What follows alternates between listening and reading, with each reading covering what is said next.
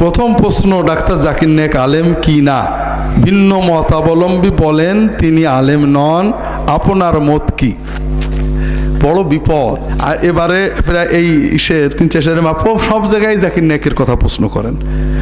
প্রথম কথা হলো, জাকির নায়েক ট্র্যাডিশনালি আলেম নন, মাদ্রাসায় পড়েননি, ডাক্তার। আর ট্র্যাডিশনালি আলেম না হলো কোরআন হাদিস পড়েন, আরবিও শিখেছেন। আমাদের দেশে এই রকম আমি অনেক জানি, নাম বলবো না, আমিও তাদের ভালোবাসি। ইউনিভার্সিটির প্রফেসর, বুয়েটের প্রফেসর, তারা কোনো একজন বড় পীরের মুরিদ হয়ে খেলাফত পেয়ে এখন বড় দায়ী, কওমি আলেমরা তাদের মুরিদ হন। কই সেখানে তো কেউ বলে না প্রফেসর সাহেব আলেম না, বলে নাকি? তাহলে একজন প্রফেসর ইঞ্জিনিয়ারিং পড়েছেন, ডাক্তারি পড়েছেন, একজন পীরের মুরিদ হয়েছেন, নিজে কিতাবপত্র পড়েছেন, তবলিগের সাথী হয়েছেন, এখন দিনের দাওয়াতের কথা বলেন। কেউ বলে না যে লোকটা আলেম না, ওর কথা শুনো না, কেউ বলে নাকি? আর ডাক্তার জাকির নায়েকের জন্য এত অভিযোগ কেন? এটা কি যার দেখতে নারী তার চলন বাঁকা, ঠিক না? উনি আলেম না, উনিও দাবি, কিন্তু উনি আলেম না হলেও আলেম, উনি পড়াশুনো করেন, অনেক পড়াশুনো করেন। আমরা যা না মুখস্থ তার চেয়েও বেশি মুখস্থ রাখেন, ঠিক না? কাজেই আমরা তার মূল্যায়ন করব। আর একজন দিনের দায়ীর জন্য আলেম মানে বিরাট কিছু হতে হবে এটা জরুরি না। তবলিগের জামাতে, জামাত ইসলামে পীর মাশায়েখদের ভিতরে অনেক মানুষ আছে, পীরের খলিফা হয়ে পীর হয়েছে, আলেম না। তবলিগের আমির হয়েছে, আলেম না। দিনের দাওয়াত দেয়, আছে না নেই? জামাত ইসলামের আমির হয়েছে, আলেম না, আছে না নেই? তিনি যখন ওয়াজ করেন, দাওয়াত দেন, কেউ তো বলেন ও আলেম না, ওর কথা শুনো না। আমরা এই কথাটা বলি শুধুমাত্র বিরোধিতার জন্য বিরোধিতা, এটা হলো প্রথম কথা। 2 নম্বর কথা হলো, আমি আপনাদের সংক্ষেপে শুধু বলি, এই ধরনের অনেক কথা থাকে। ডাক্তার জাকির নায়েকের আমি ভালো চিনি তা নয়, যদিও আমি তার সাথে সাক্ষাৎ, তিনি আমাদের সাথে সাক্ষাৎ করেছেন, দেখছি। আমি ভালোবাসি লোকটাকে, তার বিনয়, তার সুন্নত পালন, তার কোরআন সুন্নাহ অনুগত হওয়া, তার দিনের জন্য কষ্ট করা আমার ভালো লাগে। আমি তার ওয়াজ লেকচার শুনিনি, আমি টিভি দেখি না, টিভি আমার ঘরে নেই, লেকচার শোনার সময় নেই। তবে আমি ছোটোখাটো যেগুলো দেখছি শুনছি ভালো লাগে, দিনের জন্য একজন ভালো দায়ী। তবে আমার সমস্যা হলো তার বিরুদ্ধে যে বইগুলো লেখা হয়েছে ওইগুলো পড়ে আমি সবচেয়ে বিরক্ত হয়েছি। ওর ভিতরে কোনো সারবস্তু নেই, তার বিরুদ্ধে কোনো মৌলিক কোনো তথ্য নেই যে তিনি ইসলামী আকিদার বিশেষ কোনো অমুক পয়েন্টে ভুল করেছেন, আহলুস সুন্নাত ওয়াল জামাতের আকিদার অমুক জায়গায় ভুল করেছেন, নেই। শুধু অভিযোগ উনি প্যান্ট শার্ট পরেন, আর অভিযোগ হলো উনি হানাফি মাযহাবের প্রচলিত মসলার বাইরে কথা বলেন। এই দুটো তার বিরুদ্ধে অভিযোগ, নাকি বলে? আর কোনো অভিযোগ নেই। প্যান্ট শার্ট পরা আমরা পছন্দ করি না, প্যান্ট শার্ট স্বাভাবিক, এটা নাজায়েজ না। টাইটা অধিকাংশ মুহাক্কিক আলেমের মতে হারাম, আবার সৌদি আরবের, মিশরের অনেক আলেম এটাকে জায়েজ বলেন। এটা ইখতিলাফি বিষয়, এ ব্যাপারে কোরআন হাদিসের নস নেই। আমিও টিভিতেও বলেছি উনি টাই না পরলে ভালো করতেন, সুন্নতি পোশাক পরলে ভালো হতো। যেমন ডক্টর বেলাল ফিলিপস সুন্নতি পোশাক পরেন, অনেক দিনের দায়ী আছে তারা সুন্নতি পোশাক পরেন, এটাই ভালো। তিনি যে কাজটা করেন এটা ওনার উচিত হয়নি। কিন্তু আমার প্রশ্ন হলো যে আমাদের পীর সাহেবদের মুরিদ, মাদ্রাসার ডোনার, মসজিদ কমিটির সদস্য, মাদ্রাসা কমিটির সদস্য, এগুলোর ভিতরে প্যান্ট শার্ট পরা লোক নেই? আমরা তাদের হাদিয়া তোফা দান নিই না, তাদের বাড়িতে দাওয়াত খাই না। কাজেই প্যান্ট শার্ট টাই পরা যদি এত কঠিন দোষী হতো তাহলে আমরা কেন ওনাদেরকে বর্জন করি না? তার মানে এটা এত বড় কঠিন দোষ আমাদের মনেও নয়। যেহেতু জাকির নায়েককে পছন্দ করি না, তাই এটাকে দোষ বানাইছি। কথা বুঝতে পেরেছি? আমরা বলতে পারতাম, আমি তো টিভিতেও বলেছি অনেকবারই যে এটা আমরা পছন্দ করি না, এটা তার অনুচিত হয়েছে। তবে এটার কারণে তার আমরা অন্যায়কে অন্যায় বলবো, ভালোকে ভালো বলবো। দ্বিতীয় বিষয় হলো তিনি হানাফি মাযহাবের মসলার বাইরে মসলা দেন, স্বাভাবিক। তিনি শাফিঈ মাযহাবের মানুষ, তিনি সৌদি আলেমদের অনুসরণ করেন। আমরা হানাফি মাযহাবের মসলা টিভিতে দিই। এখন একজন শাফিঈ মাযহাবের লোক, আহলে হাদিসের লোক, আমার ওয়াজ টোয়াজ শুনে আহলে হাদিস হলো না, হানাফি হয়ে গেল। আমি কি ফিতনা করলাম নাকি? আমি তো আমারটা বলছি। যদি ভালোই হয় তাহলে উনি শাফিঈ মাযহাবের লোক, উনি আমার কথা বলবে, উনিও তো ওনারটাই বলবে।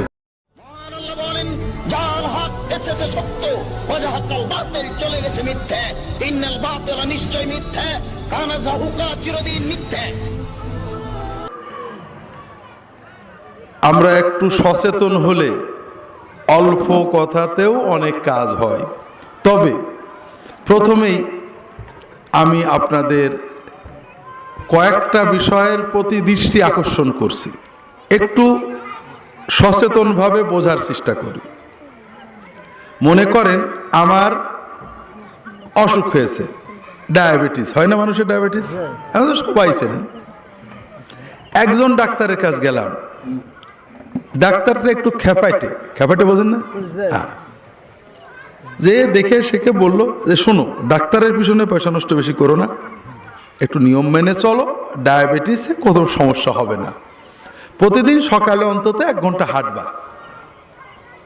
আর খাওয়া দাওয়া এই নিয়মে চলবা, আর খবরদার এই জিনিসগুলো খাবা না। এরপরেও যদি অসুবিধা হয়, এই ওষুধ, সস্তা একটা ওষুধ দিল, এই ওষুধটা তুমি খাবে। এটা হলো এক ডাক্তার। আরেক ডাক্তারের কাছে গেলেন, সে বলল যে আসলে নিয়ম মেনে চলা দরকার, কিন্তু নিয়ম মানা তো কঠিন। যদি হাঁটতে পারেন ভালো, না হাঁটলে সমস্যা নেই, যদি বেঁচে খেতে পারেন ভালো, না হলে অসুবিধা নেই। এই বড়িগুলো খাবেন, 1 বস্তা বড়ি দিয়ে দিল, অনেক বেশি করে, দামি দামি বড়ি, এক একটা 200 টাকা 150 টাকার বড়ি। আর 2-3 মাস পরে এসে আমার কাছে চেক করাই যাবেন, একবার চেকে 5-6 হাজার টাকা লাগবে। কথা বুঝতে পেরেছেন? 2 জন ডাক্তারের পার্থক্য কি বুঝেছেন? আপনাদের দৃষ্টিতে ভালো ডাক্তার কোনটা, কিন্তু আপনারা পছন্দ করেন কোন ডাক্তারের প্রেসক্রিপশন? মাশাআল্লাহ, বাংলাদেশের মানুষ দ্বিতীয় ডাক্তারকে পছন্দ করে। সকালবেলায় প্রতিদিন হাঁটা, এত কি পারা যায় নাকি? আল্লাহ জবান মুখটা দিয়েছে, একটু খাবো, এত বেশি পারা যায় নাকি? তার চেয়ে একটু ওষুধ বেশি খাই, ডাক্তারের টাকা বেশি দিই, সেই ভালো। এটাই তো আমাদের চিন্তা। কিন্তু এই চিন্তার দ্বারা কি আমাদের লাভ হয় না ডাক্তারের লাভ হয়? ডাক্তারের লাভ হয়, ওষুধ কোম্পানির লাভ হয়, আমরা তাড়াতাড়ি মরি। আমরা হুজুররাও 2 প্রকার, একটু বোঝেন, কিন্তু আমি কিন্তু ডাক্তারদের বদনাম করতে বলিনি, হুজুরদের জন্য বলেছি। আমরা হুজুররাও 2 প্রকার। এক প্রকারের হুজুর খেপাইটে, আর এক প্রকারের হুজুর বুদ্ধিমান। খেপাইটে হুজুর বলবে, আরে মিয়া হুজুরদের পিছে বেশি ঘুরো না, নিজে কিছু চোখ খোলো, কোরআন শরীফটা পড়ো, হাদিস শরীফ পড়ো, বইপত্র বুঝে সুঝে পড়ো, আর নামাজ কালাম ঠিক করে পড়ো, হালাল খাও, বাম্মার হক মানো, এরপরে কোনো মশলা টসলা লাগলে হুজুরদের কাছে শুনো। এইটা কোন হুজুর? খেপাইটে হুজুর। আর বুদ্ধিমান হুজুর বলবে, নামাজ কালাম তো পড়া দরকার, তবে তো অত মানা যায় না, আর হালাল খাওয়া দরকার, মানাও তো কঠিন, মানুষের হক মেনে চলাও কঠিন, যদি পারেন মানবেন, না পারলে অসুবিধা নেই। এই যে আমার ওজিফা দিলাম, সুন্নত মুস্তাহাব, এইটা করলে 1 কোটি সওয়াব, এইটা করলে 1 লাখ সওয়াব, এইটা করলে রিজিকে বরকত, এই মুস্তাহাব নফল ওজিফাগুলো করবেন। আর মাঝে মাঝে আমার দরবারে এসে মাঝে মাঝে দেখা সাক্ষাৎ করে যাবেন, তওবাতিল্লাহ করে যাবেন। প্রতিবারেই খালি হাতে তো আর যাবেন না। হুজুর কোনটে ভালো, আপনারা মানেন কোনটে? আপনাদের চিন্তা হলো নামাজ কালাম পড়ায় কি সহজ কাজ নাকি, আর মানুষের হক হালালি করে চলাও হয় না, তার চেয়ে হুজুরের ওজিফা আছে, 1 ওজিফায় জান্নাতে যাওয়া যাবে। আর হুজুর তো আছে, মাঝে মাঝে হুজুরের খেদমত করে আসবো, 5,000-10,000 টাকা দেবো, এই আয়টাই তো আমাদের জন্য সহজ, ঠিক না ভাই? কিন্তু এতে আমাদের লাভ না হুজুরের লাভ? ওই আগেরটাতে যেমন ডাক্তারের লাভ, ওষুধ কোম্পানির লাভ, কিন্তু আমাদের কি? এই এবারেরটা তো হুজুরের লাভ বা বিভিন্ন আশেপাশে যারা আছে তাদের লাভ, কিন্তু আমাদের কি প্রবলেম হলো ভাইরা? আমি তো ওয়াজ করতে পারি না, আসলে কথাটা বলি, যারা আমার কথা শুনেছেন জানেন। আমি দীর্ঘ 16-17 বছর এই বাংলাদেশে আসছি, সৌদি আরব থেকে। আমার শ্বশুর জোরজার করে কানে ধরে মাহফিলে পাঠালেন, ওয়াজ কোজাই পারি করি। তা আমি দেখলাম যে মানুষ নিজের ভালো বোঝে না, মানুষ ভালো ডাক্তারের পরামর্শ বুঝবে না, ভণ্ড ডাক্তারের পরামর্শ বুঝবে, ভালো উকিলের পরামর্শ বুঝবে না। যদি বলে ভাই মামলা করো না, মিটমাট করে নাও, এটা মানবে না। যে উকিল বলবে কোনো চিন্তা নেই, তুমি জিতবাই, জিততে জিততে জিততে জিততে কেসের রায় হবে, এর 300 টাকা ওর 200 টাকা, কিন্তু জমা জমি সব উকিলের পকেটে চলে গেছে। এরকম হয় না আপনাদের? হ্যাঁ, ওই উকিলের কথা শুনবে, কিন্তু যে ভালো উকিল ভালো ওইটা শুনবে না। কথা বুঝেননি? ঠিক তেমনি আলেম ওলামারা যারা আপনার ভালো বলেন, আপনি তাদের পছন্দ করেন না, কিন্তু যারা আপনার পকেট মেরে নেওয়ার কথা বলেন তাদের আপনারা ভালো মনে করেন। তো এই জন্য ভাইয়েরা, প্রথম আমার অনুরোধ হলো একটু সচেতন হন। এখনো রাস্তার পাশে ডুকডুক ডুকডুক করে ডুগডুগি বাজিয়ে, বা আজকাল ক্যাসেট চালায় মাইক্রোবাসে গাড়ির গান দিয়ে ওষুধ বেছে না, বেছে। এমন ওষুধ, এক ওষুধে সব রোগ সেরে দেয়, ঠিক না? হ্যাঁ, এই ওষুধ কারা কেনে? আমরা কিনি না? আমরাই তো কিনি। কি মনে হয় এদের ওষুধে কিছু কাজ হয়? কিচ্ছু হয় না, তারপর আমরা কিনি। এক ওষুধ খেয়ে দিয়ে সব সেরে যায়। আর ওরা কি করে জানেন? বাইসে বাইসে গোপন রোগগুলো টার্গেট করে, যেটা সবার কাছে বলা যায় না। কারণ ওষুধ খেয়ে সারিনি এ কথা বলতে লজ্জা লাগে। এই হয়তো তোমার স্বপ্ন দোষ হয়, হয়তো তোমার একটু খারাপ লাগে, হয়তো স্বামী স্ত্রী মিল মহব্বত নেই, তাই তো আমাদের সবারই টুকটাক ছোটখাটো সমস্যা আছে। যদি একটা ট্যাবলেট 50 টাকা 200 টাকা দিয়ে খেয়ে সারে, সমস্যা কি? কিন্তু আসলে কি কোনোদিন সারে না। তারপরও আমরা এইগুলো কিনি। কিন্তু যদি কোনো ডাক্তার বলে যে তুমি এই নিয়মে চলো, তোমার রোগ হবে না, এইগুলো আমরা তা মানতে চাই না। তো এই জন্য ভাইরা, আমার প্রথম অনুরোধ হলো একটু জীবনের দিকে তাকান। আপনি কাকে ঠকাচ্ছেন? আল্লাহকে। নিজে ঠকে যাচ্ছি। 2 নম্বর আরেকটা দিক আপনাদের বলি, আমাদের ওয়াজ ঠিক আপনাদের চাহিদা মতো 2 রকম ওয়াজ করতে পারে। কোন রকম করব বলেন? একরকম হলো যে বাবারা, আমার দাদা হুজুর বাবারা, আমার আব্বাজান হুজুর, আমার অমুক হুজুর বাবারা এত বড় আল্লাহর ওলি, তার এক মুরিদ জাহাজে পানিতে ডুবে যাচ্ছিল, সুন্দরবনে বাগে ধরে ফেলছিল, হুজুর বদনা মারছিলেন, সঙ্গে সঙ্গে বদনা ধরে পানি থেকে উঠে চলে আসলো। এই ওয়াজে সুবহানাল্লাহ বেশি হয়। কথা বোঝেননি? এই ওয়াজের উদ্দেশ্য কি?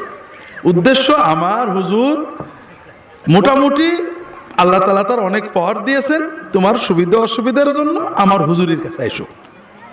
ঠিক আছে না? আর এক ধরনের ওয়াজ আছে, এই ওয়াজটা আমি সুর করে করতে পারবো না, আমার সুর করার অভ্যেস নেই। আল্লাহ রাসূল সাল্লাল্লাহু আলাইহি ওয়াসাল্লাম বলছেন, যদি তুমি তোমার আয় রোজগারে বরকত চাও, তোমার আয়ু বৃদ্ধি পাক, এটা তুমি চাও, তাহলে তুমি আব্বা আম্মা সহ রক্তের আত্মীয়দের আত্মীয়তা রক্ষা করো, মানুষের হক আদায় করো, ইনশাআল্লাহ আল্লাহ আয়ুও বাড়িয়ে দেবে, রিজিকও বাড়িয়ে দেবে। প্রথম ওয়াজে আমার হুজুরের পাকশি দরবারের ফায়দা আছে না? দ্বিতীয় ওয়াজে আছে? আপনারা সবাই যদি বাবা মার হক আদায় করেন, বউ বাচ্চা নিয়ে শান্তিতে সংসার করেন, আমাদের কোনো লাভ আছে? লস আছে, বহুমুখী লস, একটু পরে বলবো। কিন্তু দুর্ভাগ্য হলো যে আপনাদের জন্য যে ওয়াজটা রাসূলুল্লাহ সাল্লাল্লাহু আলাইহি ওয়াসাল্লাম করেছেন, ওটা আপনাদের ভালো লাগে না, আর আমরা যেটা বানিয়ে আপনাদের বলি ওইটা আপনাদের ভালো লাগে।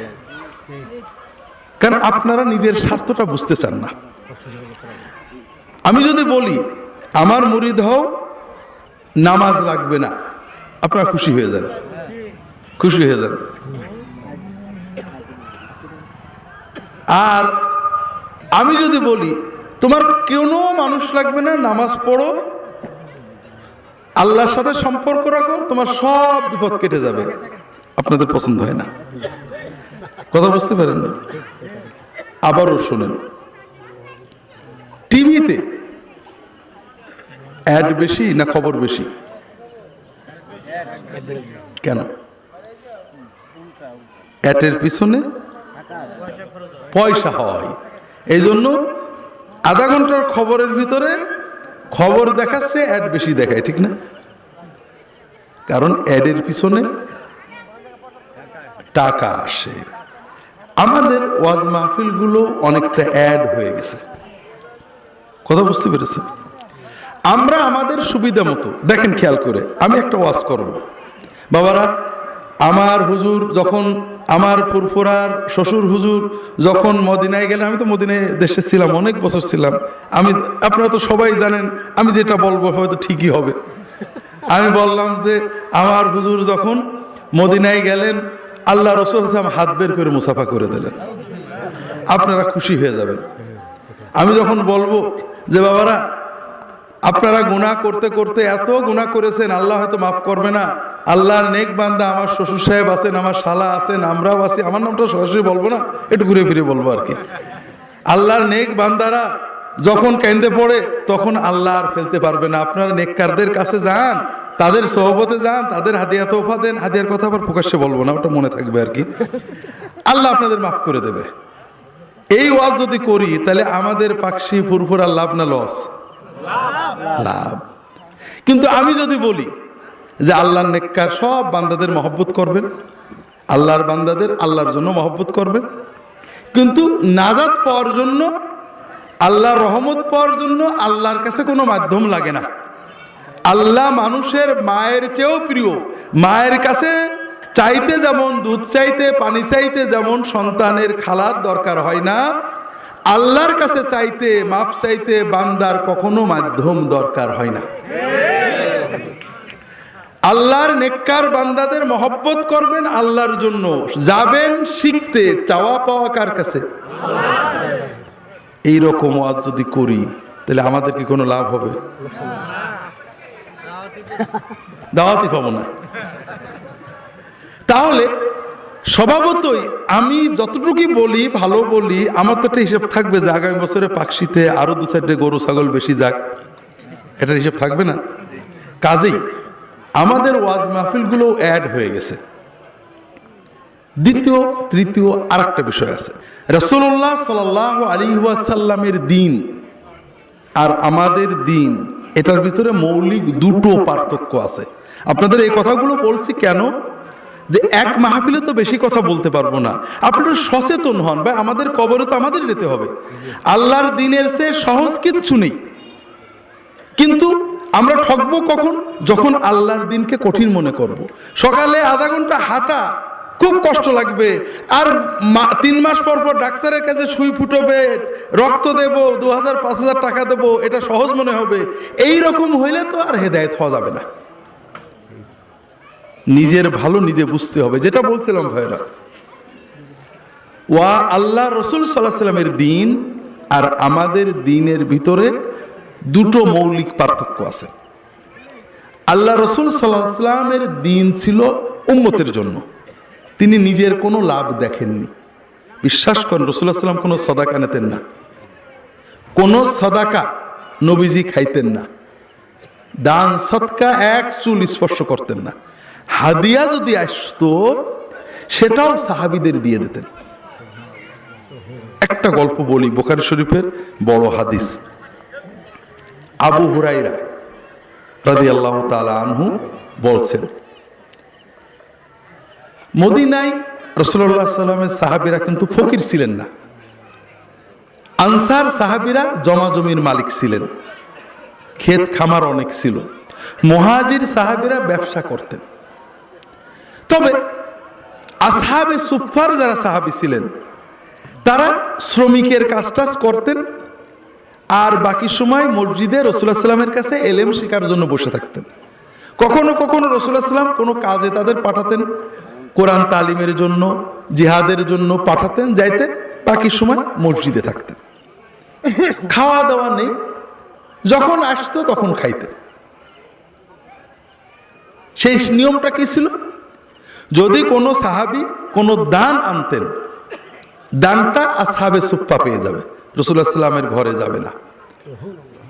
আর যদি কোনো হাদিয়া আসতো নবীজির নামে, ওটা নবীজির ঘরে যেত, কিন্তু নবীজি আবার সব আসহাবে সুফফাকে দিয়ে একটু থাকলে খাইতেন। আবু হুরায়রা রাদিয়াল্লাহু তাআলা গল্প করছেন, যে এত ক্ষুধা লাগছিল, কয়দিন খাইনে, পড়ে আসি রাসূলুল্লাহ সাল্লামের কাছে বসে হাদিস শুনি, কাজকাম করতেও মন চাই না, খিদেও খুব লাগছে। তা রাস্তার পাশে যেয়ে বসলাম, যেখান থেকে লোকজন নবীজির মসজিদে যাবে। ভাবলাম যে কোনো বড় লোক সাহাবি, সচ্ছল সাহাবি গেলে একটু সালাম কালাম দিয়ে মুসাফা করব, যদি চেহারাটা দেখে বোঝে যে আমার খুব খিদে লেগেছে, যদি একটু দাওয়াত দিয়ে বাড়ি নিয়ে যায়। আবু বকর আসলেন, সালাম দিলাম, দিয়ে জিজ্ঞেস করলাম, ভাইজান এই যে আল্লাহ কোরআনে এই কথাটা বলেছেন, এটা তাফসীর কি হবে? আবু হুরায়রা আবার বলছে, আসলে তাফসীর শোনা আমার উদ্দেশ্য না। ভাবলাম যে একটু দু একটা কথা বললে যদি উনি বলেন চলেন বাসায় যাই, বাসায় যে যদি এক কাপ দুধ টুধু খাওয়াই, তাও তো একটু খিদেটা যায়। আবু বকর কথা বলে চলে গেলেন, আমার কি অবস্থা উনি খেয়াল করলেন না। এরপরে বসে আছি, ক্ষুধার জ্বালায় আর সহ্য হচ্ছে না। ওমর আসলেন, একই কথা বললাম যে এই আল্লাহর এই কথাটার কি ব্যাখ্যা হবে। উদ্দেশ্য ব্যাখ্যা না, উদ্দেশ্য যদি একটু ঘরে নিয়ে অন্তত একটু কিছু খাইতে দেয়। উনিও চলে গেলেন কথা বলে, আমার যে কি দুরবস্থা বুঝতে পারলেন না। এরপরে দেখি রাসূলুল্লাহ সাল্লাল্লাহু আলাইহি ওয়াসাল্লাম আসছেন। রাসূলুল্লাহ সাল্লাল্লাহু আলাইহি ওয়াসাল্লাম এসে সালাম দিয়ে আমাকে দেখে মুস্কি হাসলেন। উনি আমার চেহারা দেখে বুঝেছেন আমার কি অবস্থা। আবু হুরায়রা, চলো ঘরে যাই, দেখি কিছু আছে কিনা। রাসূলুল্লাহ সাল্লাম ফকির ছিলেন না। রাসূলুল্লাহ সাল্লাম মদিনার প্রেসিডেন্ট ছিলেন। আল্লাহ তাকে অনেক সম্পদ দিতেন। যুদ্ধের মাধ্যমে যত সম্পদ আসতো 5 ভাগের 1 ভাগ নবীর ঘরে যাইতে হবে, কিন্তু নবীজি রাখতেন না। স্ত্রীদেরকে ভাগ করে দিতেন, দেওয়ার পরে সব সাহাবীদের দান করে দিতেন, আবার স্ত্রীরাও দান করে দিতেন। পরে দেখা যেত সন্ধ্যের সময় আর খাওয়ার কিছু নেই। উনি ঘরে গেলেন, আবু হুরায়রা বসলেন, ঘরে যেয়ে বিবিকে জিজ্ঞেস করছেন আছে কিছু ঘরে খাওয়ার মতো? ইয়া রাসূলুল্লাহ, ওই অমুক আনসারী সাহাবী 1 বাটি দুধ দিয়ে গেছেন আপনার জন্য হাদিয়া। আবু হুরায়রা শুনেছে, শুনে খুব খুশি যে কিছু হয়তো পেটে যাবে। রাসূলুল্লাহ সাল্লাল্লাহু আলাইহি ওয়াসাল্লাম বলছেন, আবু হুরায়রা শোনো, তোমার সব আসহাবে সুফফার সাথীকে ডাক দাও। আবু হুরায়রা বলছেন বুখারীর হাদিসে যে আমার মনটা একদম ভেঙে গেল। এই 1 বাটি দুধ আমারই পেট ভরবে না। আমি আগে আসলাম নবীর মেহমান হয়ে, নবী আমার না দিয়ে এই যে শতখানেক যদি সাহাবী আসে, আমার পেটে কি যাবে? কিচ্ছু যাবে না। কি করব? যেহেতু রাসূলুল্লাহ সাল্লাল্লাহু আলাইহি ওয়াসাল্লাম হুকুম করে ফেলেছেন, আর নবীর হুকুম না শুনে তো উপায় নেই। এই জন্য আমি গেলাম, সবাইকে ডাকলাম, সবাই আসলেন। রাসূলুল্লাহ সাল্লাল্লাহু আলাইহি ওয়াসাল্লাম দুধের বাটিটা আমার হাতে দিলেন, দিয়ে বললেন যে একজন একজন করে খাওয়াও। আমার তো বুক ফেটে যাচ্ছে যে আমার পর্যন্ত বোধহয় কিছুই থাকবে না। তা আমি একজনকে দিলাম, খাইলো, ফেরত দিল। আরেকজনের দিলাম, খাইলো, আমার কাছে আবার বাটিটা ফিরিয়ে দিল, কিন্তু দুধ আর কমে না। এইভাবে করতে করতে সবাই দুধ খেয়ে ফেললো। রাসূলুল্লাহ সাল্লাল্লাহু আলাইহি ওয়াসাল্লাম শুধু মুস্কি মুস্কি হাসছেন আমার দিকে তাকিয়ে। শেষে সবাই খেয়ে চলে গেল। রাসূলুল্লাহ বললেন, আবু হুরায়রা, এখন তো বাকি থাকলাম তুমি আর আমি, তো তুমি খেয়ে নাও আগে, এরপর আমি খাবো। আবু হুরায়রা খাইলেন, খেয়ে যখন বাটি দিতে গেলেন, আর একটু খাও। খাইলেন, বাটি দিতে গেলেন, আর একটু খাও। কয়েকবার খাওয়ার পরে আবু হুরায়রা বলছে, আল্লাহর কসম ইয়া রাসূলুল্লাহ, আর জায়গা নেই। তো ভাইরা, রাসূলুল্লাহ সাল্লাল্লাহু আলাইহি ওয়াসাল্লাম নিজের হাদিয়াটাও, নিজের আল্লাহর যে টাকা দিতেন আল্লাহ গনিমতের মাল থেকে, সেটাও সাহাবীদের দিয়ে দিতেন, নিজের রাখতেন না। আল্লাহর দ্বীনের ভিতরে এমন কোনো বিধান নেই যে বিধানে রাসূলুল্লাহ সাল্লাল্লাহু আলাইহি ওয়াসাল্লাম বা তার বংশধরদের কোনো ফায়দা আছে? আছে নাকি যে তোমরা বছরে 2000 টাকা নবীজির কাছে দিয়ে আসবা? আছে নাকি? নেই। আল্লাহ রাসূল সাল্লাল্লাহু আলাইহি ওয়াসাল্লাম যে দিন আমাদের দিয়েছেন, এটা শুধু আমাদেরই জন্য, আমাদের লাভ। আর আমরা যে দিন আপনাদের দিই, এটা তো আপনাদের লাভ আছে, আমাদেরও কিছু ভাগ আছে। কারণ আমরাও তো আপনাদের দেশের মানুষ, আপনারা যদি আমাদের কিছুই না দেন আমাদেরই বা চলে কি করে। এই জন্য দু একটা পার্থক্য বলি। সবচেয়ে মশহুর কাজ, আমরা নামাজ কালাম পড়ি আর না পড়ি, দুটো তিনটে কাজ আমরা করি। একটা হলো মানুষ মারা গেলে খানা এবং দোয়ার অনুষ্ঠান করেন না? এটা কিন্তু কেউ বাদ দেয় না, নামাজি বেনামাজি মোটামুটি সবাই করে, ঠিক না ঠিক? আর এই জন্যই সমাজে যখন কেউ মারা যায় আমাদের লাল পড়া শুরু করে যে এইবার এক পেট খাওয়া যাবে, ঠিক না? কারণ নামাজি হোক আর বেনামাজি হোক বাপ মূলে তো কিছু খাওয়াবে। আর এই জন্যই ছেলেটা বিয়ে দিয়েছে খাওয়াইনি, এত মাইন্ড করি না। মেয়েটা বিয়ে দিয়েছে খাওয়াইনি, এত মাইন্ড করি না। ছেলে চাকরি পেয়েছে খাওয়াইনি, তাতেও বেশি মাইন্ড করি না। বাপ মরে গেছে খাওয়াইনি, মা মরে গেছে খাওয়াইনি, আমরা বেশি মাইন্ড করি না। যে ছেলের বিয়ে খাওয়ালো না মেনে নেওয়া যায়, মেয়ের বিয়ে খাওয়ালো না মেনে নিয়ে যায়, বাপ মরে গেল এত বড় একটা সুখবর তাও খাওয়াইলো না। মানুষ তো সুখবরেই খাওয়াই, কথা বোঝেন না? তাহলে আমরা এই কাজটা করি সমাজে সবাই। আর একটা কাজ করি, যেমন মিলাদ আছে না? নামাজ পড়ি না পড়ি বা ভালো মন্দ সবাই বছরে এক একবার মিলাদ দিই, ঠিক না?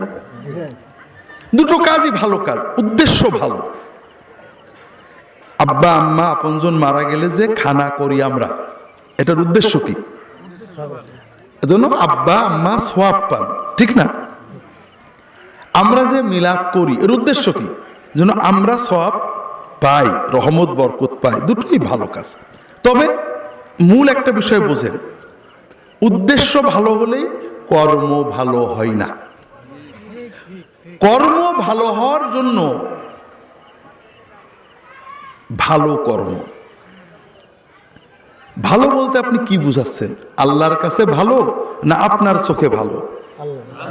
আল্লাহর কাছে ভালো হওয়ার জন্য, আল্লাহর কাছে সওয়াব পাওয়ার জন্য যে কোনো কাজের দুটো শর্ত আছে। কয়টা শর্ত? আল্লাহ যত জায়গায় ভালো কাজ বলেছেন, আরবিতে ভালো কাজকে বলে আমালে সালেহ। ওয়াল আসরি ইন্নাল ইনসানা লাফি খুসর ইল্লাল্লাযীনা আমানু ওয়া আমিলুস সালিহ। আল্লাহ যত জায়গায় বলেছেন আমানু, তারপরে তাহলে আমলে সালেহ আসবে কোথা থেকে? ঈমান থেকে। ঈমান আমরা কি বলে আনছি? লা ইলাহা ইল্লাল্লাহু মুহাম্মাদুর রাসূলুল্লাহ, ঠিক না ভাই? তাহলে এই ঈমান থেকে আমল হতে হবে। লা ইলাহা ইল্লাল্লাহ মানে কি? আল্লাহ ছাড়া কোনো, আমরা যে কাজটা করছি এর সওয়াব একমাত্র কে দেবে? কাকে খুশি করব? আল্লাহকে। তাহলে আমাদের ইবাদতের মাকসুদ সওয়াব কার কাছে পাবো? আল্লাহ। কোন ভাবে ইবাদতটা করলে আল্লাহ সওয়াব দেবে এই তরিকা পদ্ধতি কে শেখালো? রাসূলুল্লাহ সাল্লাল্লাহু আলাইহি ওয়াসাল্লাম। কথা বুঝেছেন? এইটা হলো ঈমানের দ্বিতীয় অংশ। লা ইলাহা ইল্লাল্লাহ মানে কি? ইবাদত করব একমাত্র কার? আল্লাহ। কিন্তু কিভাবে ইবাদত করব? কোন তরিকায়, কোন পদ্ধতিতে? হ্যাঁ, কারণ দুনিয়াতে খুব ভালো করে বোঝেন, দুনিয়ার আমাদের যত ঝগড়া বিবাদ আল্লাহর ইবাদত নিয়ে না। সবাই আল্লাহর ইবাদত করে। হিন্দু আল্লাহরই ডাকে, যে নামেই ডাকুক। খ্রিস্টান আল্লাহরই ডাকে, যে নামেই ডাকুক, ঠিক না? ঝগড়া কোন জায়গায়? কোন তরিকায় ডাকবো এটা নিয়ে, বোঝেন না?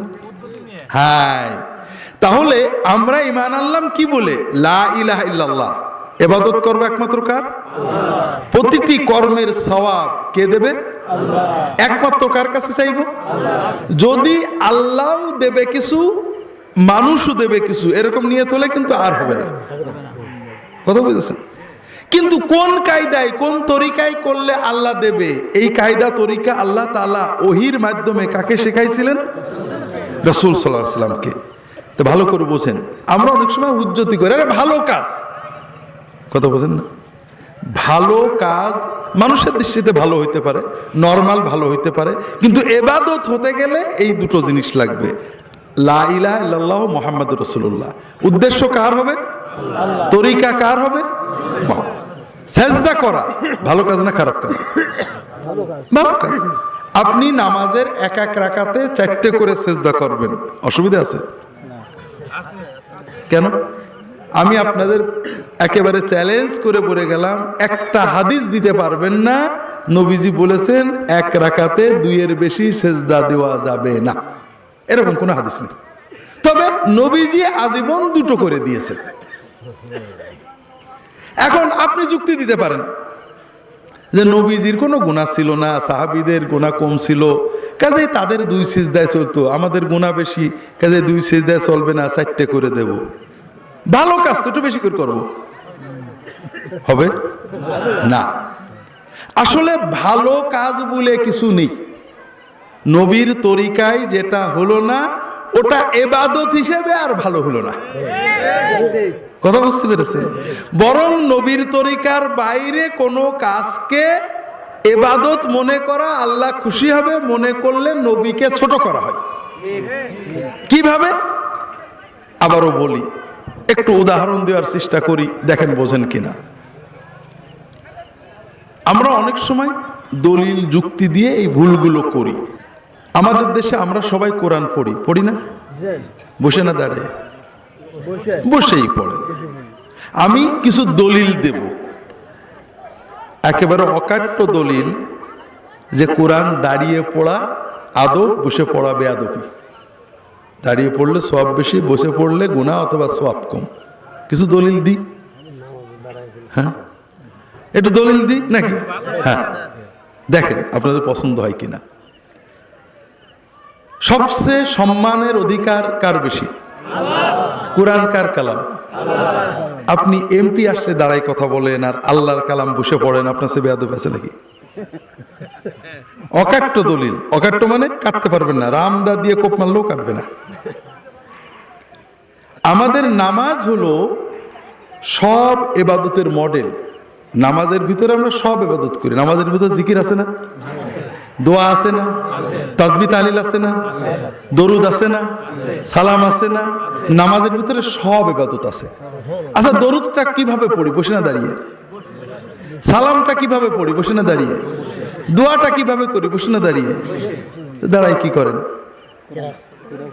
তাহলে কি বোঝা গেল?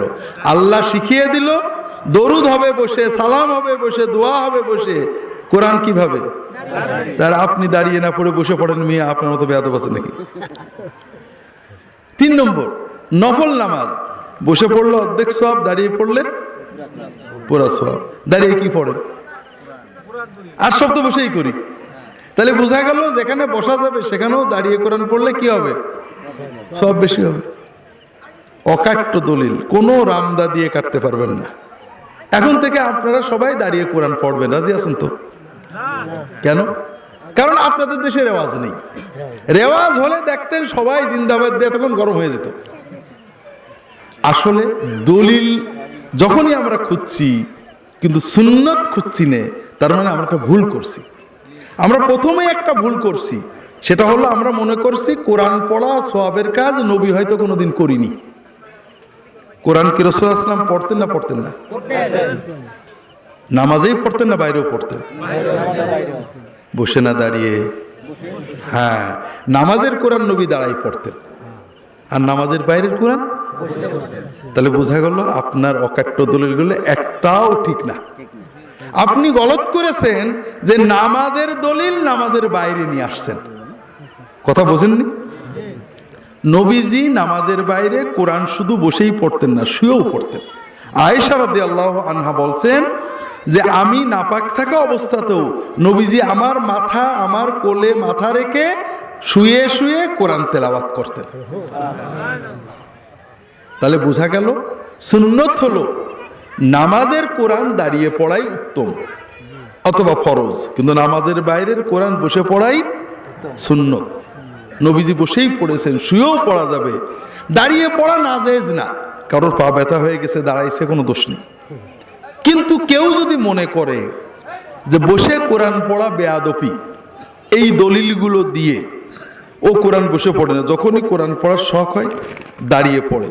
বসে কেউ কোরআন পড়লে বিরক্ত হয় যে লোকটা বেয়াদবি করছে, এটা কি হবে? এইটা বেদাত হবে। এটার নাম কি? বেদাতটা কি? দাঁড়াই পড়াটা কিন্তু বেদাত না। দাঁড়াই পড়াটাকে উত্তম মনে করা, ইবাদত মনে করা, দিন মনে করা, বসে পড়লে সওয়াব কম হয়, আদব কম হয়, মনে করা, এই মনে করার নাম হলো বেদাত। কেন বেদাত হলো? কারণ আপনি কাকে বেয়াদব বলেন বলেন তো ঠিক করে? কাকে?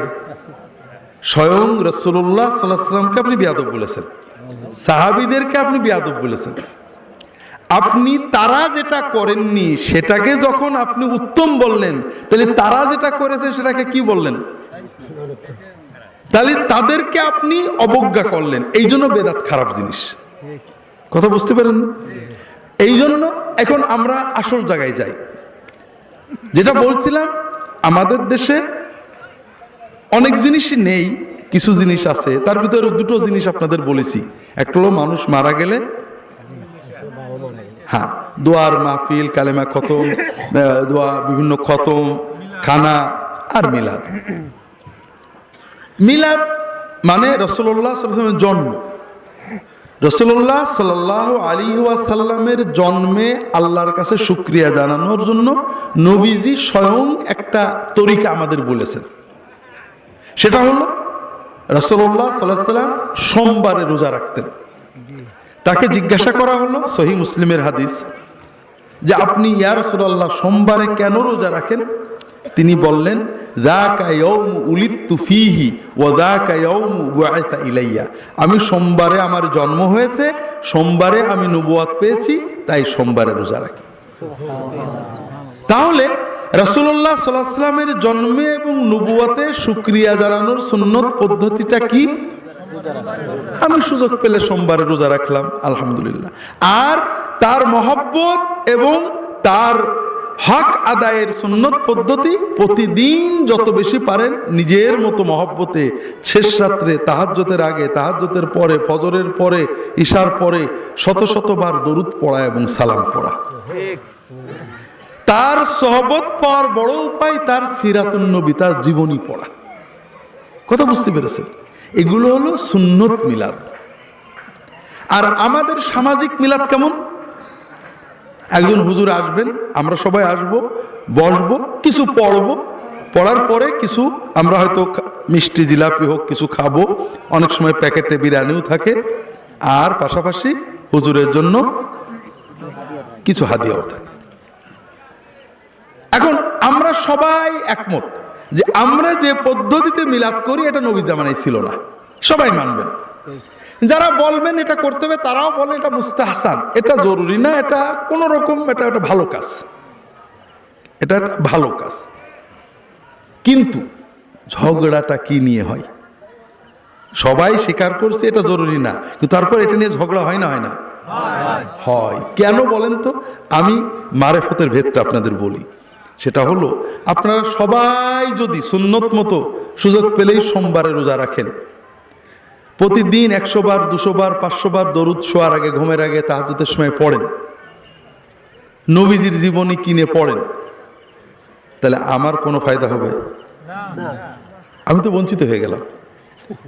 কিন্তু আপনারা সবাই যদি বছরে একবার শুধু সামাজিক মিলাদটা পালন করেন, তাহলে আমার কথা বোঝেননি? এই জন্য সুন্নত মতো আপনি সোমবারে রোজা রাখেন কি না রাখেন এটা নিয়ে আমরা কোনো ঝগড়া করি না।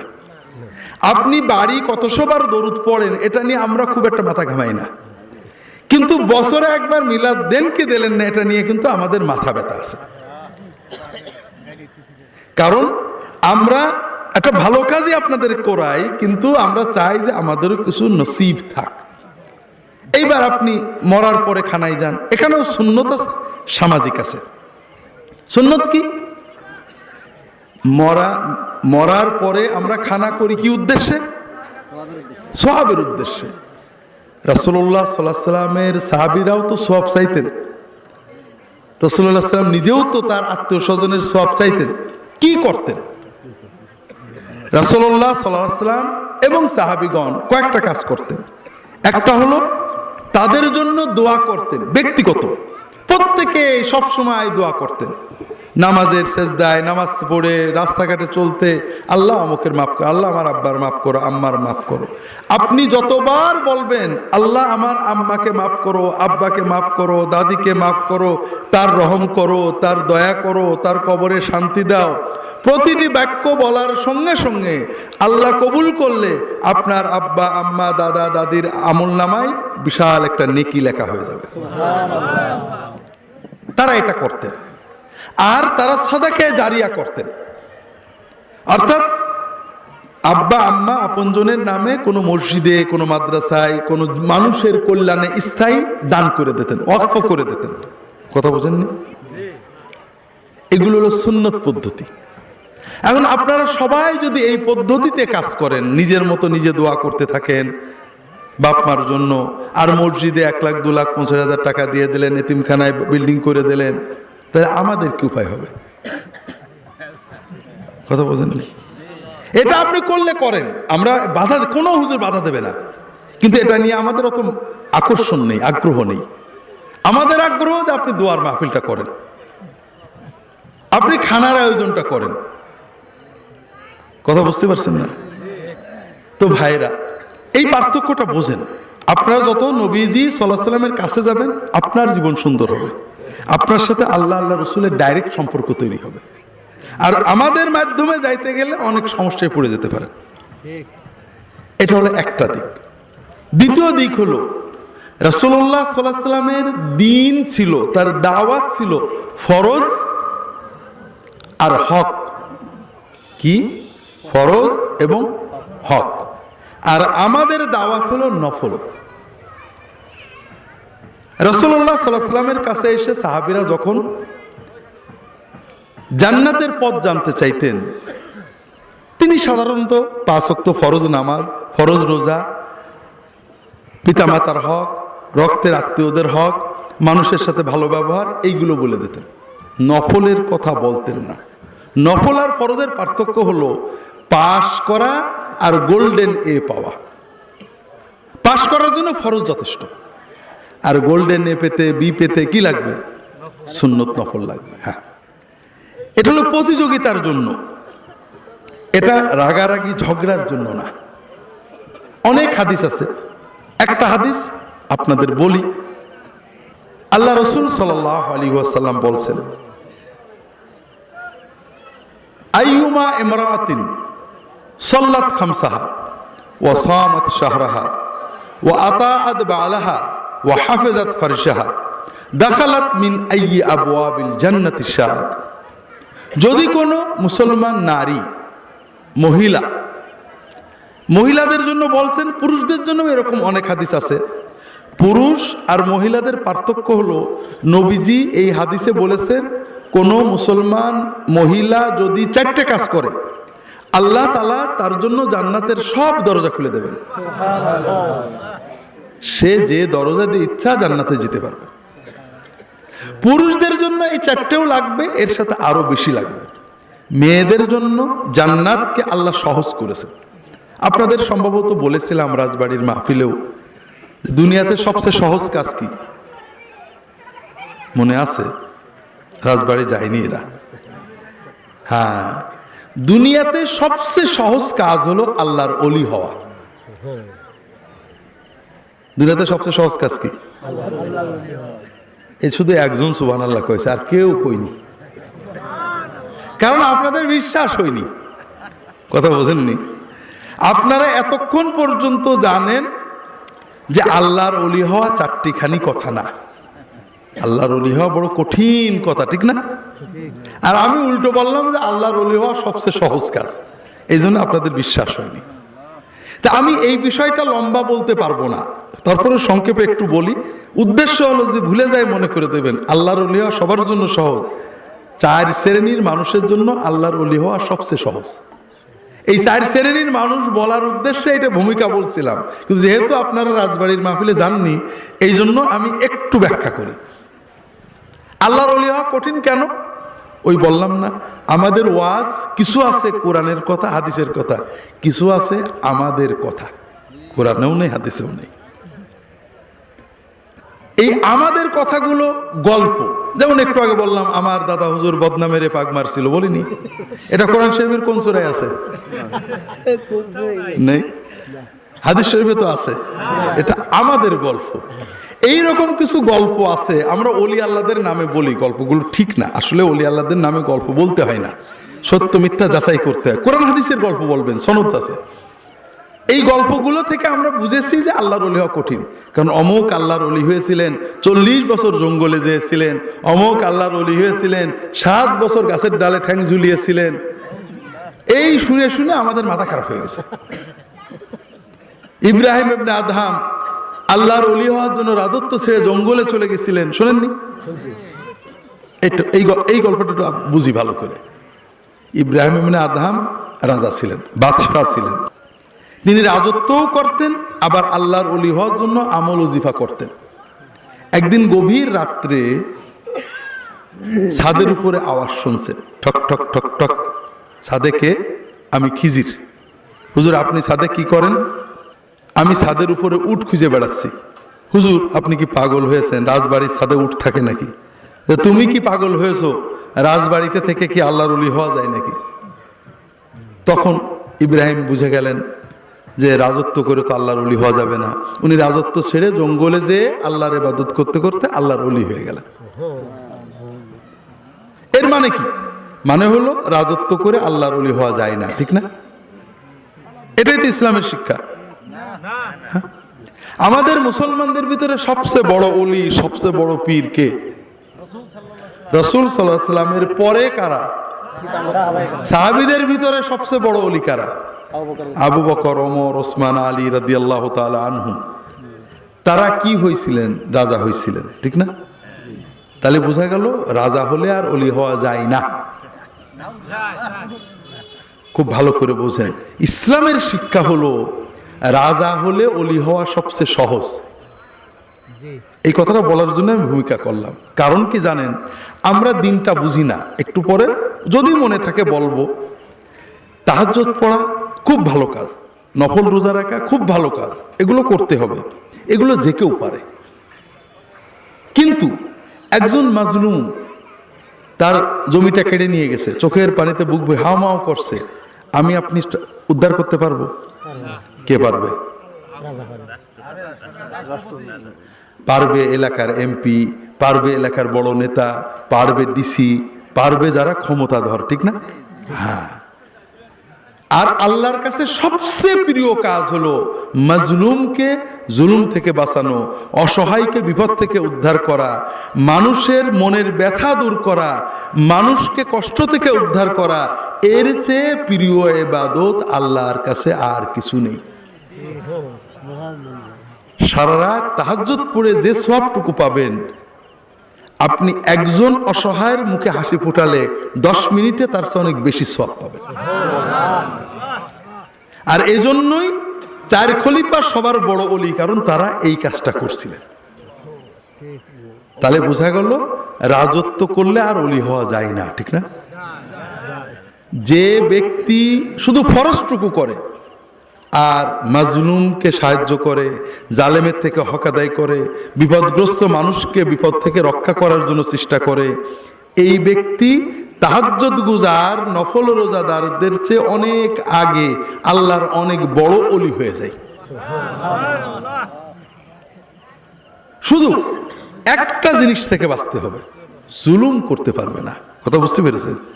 ক্ষমতা আসলে একটাই সমস্যা, মানুষ যখন ক্ষমতা থাকে জুলুম করে, আর ক্ষমতা চলে গেলে আফসোস করে। আপনি জুলুম করবেন না, আপনি অন্যান্য ছোটখাটো গুনাহগাতা হয়েছে করেন, কিন্তু মানুষের জুলুম করবেন না।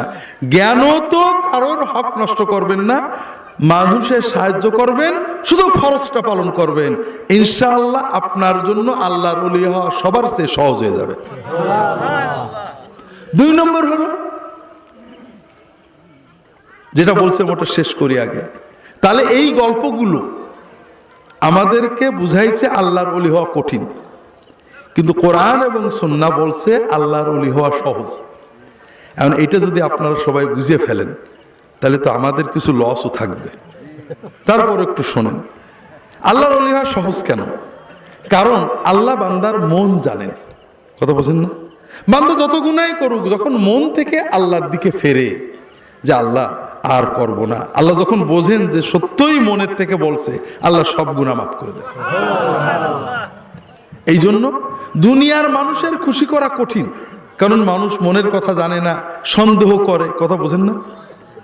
কিন্তু আল্লাহ তাআলাকে খুশি করা সহজ। আপনারা মনে করেন পীর সাহেবদের খুশি করা সহজ? অত সহজ না। আমরা মানুষ, মানে আমি পীর সাহেব বলছি না, সব পীর সাহেবই মানুষ, নাকি ফেরেশতা আছে?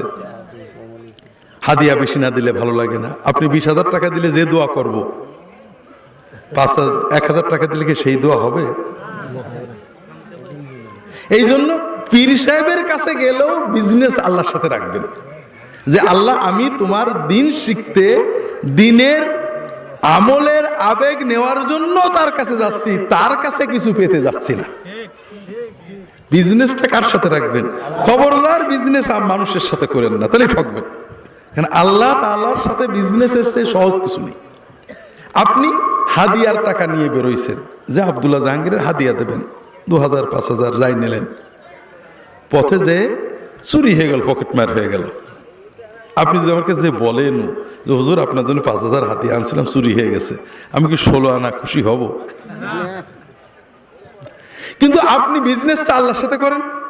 আপনি মাদ্রাসার জন্য, মসজিদের জন্য, হাদিয়া হুজুরের জন্য, হাজিয়ার জন্য 5,000 টাকা পকেটে নিয়ে বেরিয়েছেন, চুরি হয়ে গেছে, আপনি সব কম পাবেন না পুরো পাবেন? আপনি পুরোই পাবেন। আল্লাহর কাছে বিজনেসে কোনো মার নেই। এই জন্য যিনি আপনাকে সবচেয়ে ভালোবাসেন, যিনি আপনার সব জানেন, বিজনেসটা তার সাথে করেন। কথা কি বুঝতে পারছেন? তো যেটা বলছিলাম ভাইরা, আল্লাহর ওলি হওয়া সবচেয়ে সহজ। 4 শ্রেণীর মানুষের জন্য বেশি সহজ। এক শ্রেণী যারা ক্ষমতায় যায়, শুধু জুলুমের প্রবণতাটা কন্ট্রোল করে, ফরজ পালন করে মানুষের পাশে দাঁড়ালে তারা আল্লাহর ওলি সবচেয়ে আগে হবে। আরেক শ্রেণী যুবক, আমরা বুড়ো হয়েছি, আল্লাহর কত ডাকি, ডাকবই তো, এমন রাত্রে এমনি ঘুম আসে না, ঘুম ভেঙে যায়, কেন একটু তাহাজ্জুদ পড়ে। এখন আর এই সিনেমার ছবি আর মজা লাগে না, চোখেই ভালো দেখা যায় না, কি দেখবো। কিন্তু যুবকদের রক্ত টকবক করে, তাদের রক্ত বলে পাপ কর, বন্ধু বলে পাপ কর, দেশ বলে পাপ কর, মোবাইল বলে পাপ কর, টেলিভিশন বলে পাপ কর, বাপ মাও বলে পাপ কর, বলে না? দাঁড়িয়ে রাখতে গেলে বাপ মা কি বলে? নিষেধ করে না? হ্যাঁ, অনেক বাপ মা নামাজ পড়তে নিষেধ করে। এই তার রক্ত বলে, সমাজ বলে, বাবা বলে, মা বলে, তারপরেও যে যুবক অন্তত ফরজটা পালন করে, অন্তত জিনা ব্যভিচার মাদকতা থেকে বেঁচে থাকতে পারে, ওই যুবক আমাদের মতো বুড়োদের সুন্নত নফলের অনেক আগেই আল্লাহর ওলি হয়ে যাবে। হাদিস শরীফে আসছে, আমি বানাই বলছি না, হাদিসটা আজকে বলতে পারছি না। আল্লাহ রাসূল সাল্লাল্লাহু আলাইহি ওয়াসাল্লাম বলেছেন, আল্লাহর প্রিয়তম যারা নেককার বান্দা, যাদেরকে আল্লাহ কিয়ামতের দিন ছায়া দেবেন, তাদের প্রথম ক্যাটাগরি হলো যারা শাসক, প্রশাসক, ক্ষমতাধর। দ্বিতীয় ক্যাটাগরি হলো যুবক, যারা যৌবনে আল্লাহর ইবাদত করেছে, যেটা বলছিলাম। তৃতীয় ক্যাটাগরি হলো সমাজের সাধারণ মানুষ, যাদেরকে আমরা দাম দিই না। রিক্সা চালায়, রাজমিস্ত্রি, যুগালে, ভ্যান চালায়, কৃষক, মাঠে কাজ করে, কিন্তু আল্লাহর দিন পালন করে, নিরিবিলি, কারো ঝগড়াঝাটিতে নেই। সমাজের লোকে দাম দেয় না, কেউ আসলে বলে না যে চাচা ভাই আগে যাও, না থাকলে কেউ খোঁজে না যে অমুক কই। রুব্বা আশআসা আকবারা যী তিমরাইনি লা ইউবাহু বিহি লাউ আকসামা আলাল্লাহি লা আবার। এরকম অনেক মানুষ, মাথার চুল উস্কো খুস্কো, গায়ে ময়লা কাপড়, সাধারণ দরিদ্র মানুষ, সমাজের লোকে দাম দেয় না, কিন্তু তার মনটা এত ভালো, আল্লাহর ইবাদত এরকম করে যে আল্লাহর কাছে যদি বলে আল্লাহ কসম করছি এইটা তোমার করে দিতে হবে, আল্লাহ সঙ্গে সঙ্গে করে দেবে। কারণ ওদের মনে কোনো অহংকার নেই। কথা বোঝেননি? আমরা যাই করি মনে অহংকার আসে। তো এই জন্য আগেই বলি, অন্য প্রসঙ্গে চলে যাব, আমরা আল্লাহর ওলিদের মহব্বত করি, তাদের হাদিয়া তোহফা দিতে চাই। হাদিয়া আল্লাহর জন্য দিলে এটা সওয়াব, আর হুজুর আমার ভালো করে দেবে দিলে এটা শিরক। এটা কি? যদি আল্লাহর জন্য দিতে চান, আমাদের মতো হুজুর খোঁজার দরকার নেই। সমাজে যদি কোনো যুবক পান, মাশাআল্লাহ দাড়ি রেখেছে, মানুষের ক্ষতি করে না, ফরজ ওয়াজিব পালন করে, যদি কোনো গরিব মানুষ পান, রিক্সা চালায়, ভ্যান চালায়, কিন্তু জামাতে নামাজ বাদ দেয় না, আল্লাহর পথে থাকে, তাদেরকে দাওয়াত দিয়ে খাওয়াবেন, হাদিয়া দেবেন, মুসাফা করবেন, ইনশাআল্লাহ আল্লাহর ওলিদের মুসাফা করার সওয়াব পেয়ে যাবেন। কয়টা ক্যাটাগরি গেল? 4 নম্বর বাকি আছে। ওইটাই বলতে চাইছিলাম যে মেয়েদের জন্য আল্লাহর ওলি হওয়া জান্নাতে যাওয়া সহজ, কারণ মেয়েরা এই মানব জাতির জন্য বেশি কষ্ট করে। তবে একটা জিনিস, প্রত্যেকেরই একটা জিনিস বাদ দিতে হবে। সহজ কেন? একটা কঠিন কাজ ঠেকাতে পারলে। আল্লাহ রাসূল সাল্লাল্লাহু আলাইহি ওয়াসাল্লাম বলছেন এই হাদিসে, কোন মহিলা যদি 4টে কাজ ঠিক করে করতে পারে, আল্লাহ তাআলা তার জন্য জান্নাতের সব দরজা খুলে দেবেন। প্রথম কাজ কি? আইয়ুমা ইমরাতিন সাল্লাত খামসাহা, 5 ওয়াক্ত ফরজ নামাজ পড়বে। আপনাদের যে জন্য হাদিসটা বলতে চাইছিলাম, আল্লাহ রাসূল সাল্লাল্লাহু আলাইহি ওয়াসাল্লাম কিসের দাওয়াত দিলেন? ফরজের না নফলের? ফরজের। সব হাদিসে এরকম। সাহাবীর এসে বলছেন, ইয়া রাসূলুল্লাহ, আমাকে কি করতে হবে জান্নাতে যেতে? নামাজ পড়বে 5 ওয়াক্ত। আর কোন নামাজ না? আর কোন নামাজ জরুরি না, তুমি চাইলে নফল পড়তে পারো। ইয়া রাসূলুল্লাহ, আর কি? নবীজি শুধু ফরজের কথা বলেছেন। ওই সাহাবী বলছে, ইয়া রাসূলুল্লাহ, ওয়াল্লাহিল্লাযী আকরামাকা লান আতাতাওয়া আলা হাদা শাইয়ান ওয়া লান আনকুসা মিম্মা ফারাদাল্লাহু আলাইয়া শাইয়ান। ইয়া রাসূলুল্লাহ, আমি কোন নফল ইবাদত জীবনে করব না, আর আল্লাহ যেটুকু ফরজ করেছে এটাও কোনো ঘাটতি করব না। রাসূলুল্লাহ সাল্লাল্লাহু আলাইহি ওয়াসাল্লাম বললেন, কাদ আফলাহা দাখালাল জান্নাতা ইন সাদাকা, যদি সত্য কথা বলে থাকে অবশ্যই জান্নাতে যাবে। কথা বোঝেননি? তাহলে আমরা কিন্তু ভুল করি। আমরা ভালো মনে ভালো নিয়তেই কিছু ভুল করে ফেলি। যেমন নফলের সোয়াব, দস্তরখানের বা পাগড়ির সোয়াব বলতে বলতে এমন হয়ে গেল লুঙ্গি পরার কথাটা আর বলাই হলো না। কথা বুঝতে পেরেছেন? শবে বরাতের কথা বলতে বলতে এমন হয়ে গেল যে 5 ওয়াক্ত নামাজ বোধহয় আর দরকারই নেই, এরকম অবস্থা। এজন্যই আমাদের সমাজে অনেক মহিলা শবে বরাতে ইবাদত করে, 5 ওয়াক্ত নামাজ পড়ে না। আছে নাকি এরকম? কাকে ঠকাচ্ছে? আল্লাহকে? হ্যাঁ, নিজে ঠকছে। 2 কায়দায় ঠকছে। শবে বরাতে নামাজ পড়ে কি জন্য? যে এই রাত্রে নামাজ কালাম পড়লে আল্লাহ ভাগ্য ভালো করে দেবেন। কেমন? আপনার এলাকায় এমপি ভোটে দাঁড়াইছে, আপনি তার এন্ট্রি ছিলেন, কিন্তু জিতে গেল সে। এখন আপনি 6 মাস পরে আসলেন যে কাকা কি চাচা কি স্যার কি ভাই, আমরা আপনার আব্বা চাচা গোষ্ঠী আপনার জন্য কত কষ্ট করেছি, আপনি চিন্তা করতে পারবেন না। এমপি সাহেব বললো, বাবা খুব ভালো, খুব খুশি হলাম, তোমার যখন যেটা চাই আমার বলবা। এরকম আছে না? আমরা মনে করি আল্লাহ বোধহয় এরকম। গত 12 মাসের 353 দিন আল্লাহর পথে থাকিনি, অন্যায় করেছি, ফরজ করিনি, নফল করিনি, আগামী বছরও করার কোনো নিয়ত নেই। তবে শবে বরাতের রাত্রি আগে আগে একেবারে গোসল করে মাথার চুলের পানি টপ টপ করে ফেলে আল্লাহর সামনে দাঁড়াই গেলাম, যারা দেখছো তো এই রাজবাড়ির ভিতরে আমার মতো ভালো পুরুষ বা মেয়ে তোমার নেই। আল্লাহ তো তাই বুঝে গেল নাকি? বুঝলো?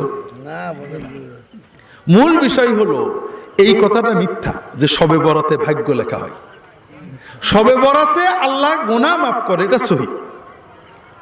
ভাগ্য ভালো করতে গেলে শবে বরাত না, ভাগ্য ভালো করতে গেলে প্রথমেই যে কথা বলেছি, আব্বা আম্মা সহ রক্ত সম্পর্কের আত্মীয়র হক আদায় করতে হবে। তাহলে আল্লাহ আয়ুও বাড়িয়ে দেবেন, রিজিকেও বরকত দেবেন। মহিলারা যদি শোনেন তাহলে বলবো, শবে বরাতের আপনাদের ভাগ্যের জন্য দরকার নেই, মাগফিরাত এই রাত্রে অন্তরে শিরিক না থাকলে, হিংসা না থাকলে আল্লাহ মাফ করবে। কিন্তু কি করবেন সেটা বোঝেন। সেটা হলো শাশুড়ির সাথে পুত্রবধূর ঝগড়া আছে না নেই? এটা কোনো অস্বাভাবিক না। পুত্রবধূরও 16 আনা দোষ না, শাশুড়িরও 16 আনা না, 50-50। কিন্তু কোন পুত্রবধূ যদি তার মনের ব্যথা স্বামীকে বলে, স্বামীকে তার পিতা মাতার হক নষ্ট করতে উদ্বুদ্ধ করে, স্ত্রীর কারণে স্বামী পিতা মাতার সাথে খারাপ ব্যবহার করে অথবা ভাই বোনের হক নষ্ট করে, তাহলে ওই স্বামীর আয়ু কমবে, রিজিক কমবে, কোনো কৌশলে ঠেকাতে পারবে না। আর যদি কোনো স্ত্রী বুদ্ধিমান হন, স্বামী স্ত্রীর সাথে শাশুড়ির ঝগড়া হয়েছে, হতে পারে, ননদের ঝগড়া হয়েছে, হয়ে যেতে পারে, পারলে মাফ চাইবেন, না পারলে না চাইবেন, উভয়েরই দোষ থাকে। তবে স্বামীকে এই কষ্টের কথা কখনো বলবেন না, বরং আপনার স্বার্থে স্বামীর আয়ু বাড়ানোর জন্য, স্বামীর রিজিক বাড়ানোর জন্য আপনি অবশ্যই স্বামীকে বলবেন যে তোমার আব্বা আম্মার সাথে ভালো আচরণ করো, তাদের হক দাও, ভাই বোনের হকটা অন্তত দাও, ক্ষতি করো না। আপনি যদি কষ্ট বুকে চেপে আপনার স্বামীকে তার বাবা মা ভাই বোনের অন্তত হক আদায় করার জন্য উদ্বুদ্ধ করতে পারেন, ইনশাআল্লাহ আপনার স্বামীর আয়ু বাড়বে, আপনার পরিবারে বরকত হবে, শবে বরাতের কোনো দরকার হবে না। তবে এটাতে আমাদের লস আছে, কথা বোঝেন, আমাদের লস আছে না? প্রথম লস আমাদের দাওয়াত হয়ে যাবে।